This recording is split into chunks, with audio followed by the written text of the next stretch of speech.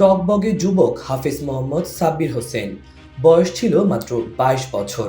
অভাবের তাড়নায় সংসারের হাল ধরতে ঢাকায় অফিস সহকারীর চাকরি শুরু করেন। সারা মাস খেটে চাকরির সামান্য বেতন ও গ্রামের বাড়িতে বাবার চাষাবাদের আয়ে চলত তাদের সংসার।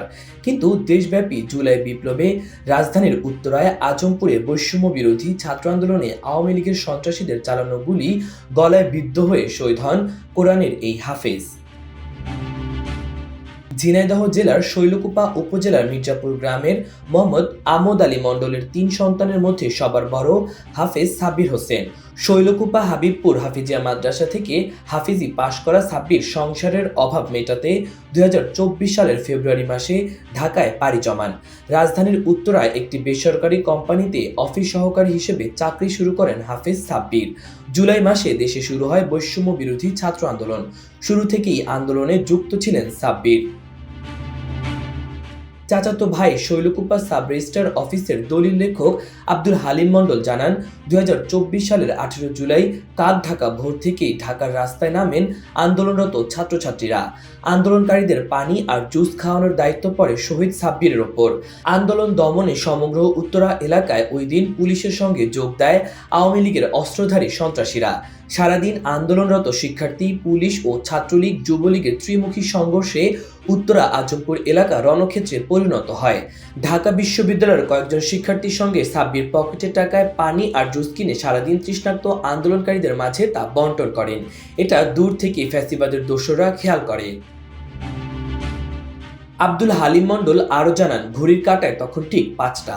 উত্তরার আজমপুর কিসেন্ট হাসপাতালের সামনে পুলিশের টিয়ার সেলে আন্দোলনরতরা যখন আত্মরক্ষায় ব্যস্ত, ঠিক তখন ছাত্রলীগ যুবলীগের সন্ত্রাসীরা শিক্ষার্থীদের লক্ষ্য করে গুলি চালায়। এ সময় হঠাৎ একটি বুলেট এসে হাফেজ সাব্বিরের গলায় বিদ্ধ হলে তিনি রাস্তায় লুটিয়ে পড়েন। ফিনকি দিয়ে রক্ত বেরিয়ে রাজপথ লাল হয়ে যায়। আন্দোলনরত ছাত্ররা উত্তরা ক্রিসেন্ট হাসপাতালে নিয়ে গেলে চিকিৎসকরা হাফেজ সাব্বিরকে মৃত ঘোষণা করেন। শহীদ সাব্বিরের এক প্রতিবেশী জানান, রাত ২টার দিকে শহীদ সাব্বিরের লাশ ময়নাতদন্ত ছাড়াই মির্জাপুর গ্রামের বাড়িতে এসে পৌঁছায়। কিন্তু শৈলকুপা থানার একদল পুলিশ লাশ দ্রুত দাফন করার জন্য পরিবারের সদস্যদের উপর চাপ সৃষ্টি করে। পরে এলাকাবাসীর পাল্টা চাপের মুখে পুলিশ তাদের সিদ্ধান্ত থেকে সরে আসে। সকাল ৯টা পর্যন্ত সময় বেঁধে দেয় লাশ দাফনের জন্য। এলাকাবাসী জানান, সাব্বির শহীদ হওয়ার পর থেকে তার বাবা আমদ আলী মণ্ডল ও মা রাশিদা খাতুন ঠিকমতো কারোর সঙ্গে কথাবার্তা বলে না। সন্তান হারিয়ে মা রাশিদা খাতুন একরকম পাগল প্রায়।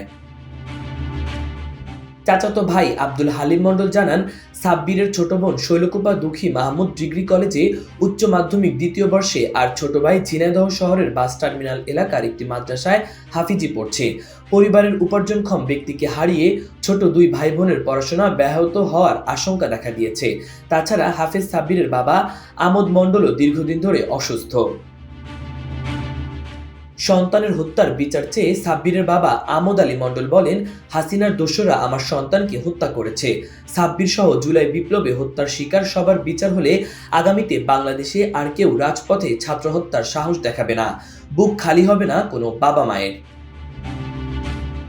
ঝিনাইদহ জেলা বৈষম্য বিরোধী ছাত্র আন্দোলনের যুগ্ম আহ্বায়ক আনিচুর রহমান বলেন, আহত নিহতদের বিষয়ে অধিকতর যাচাই বাছাই চলছে।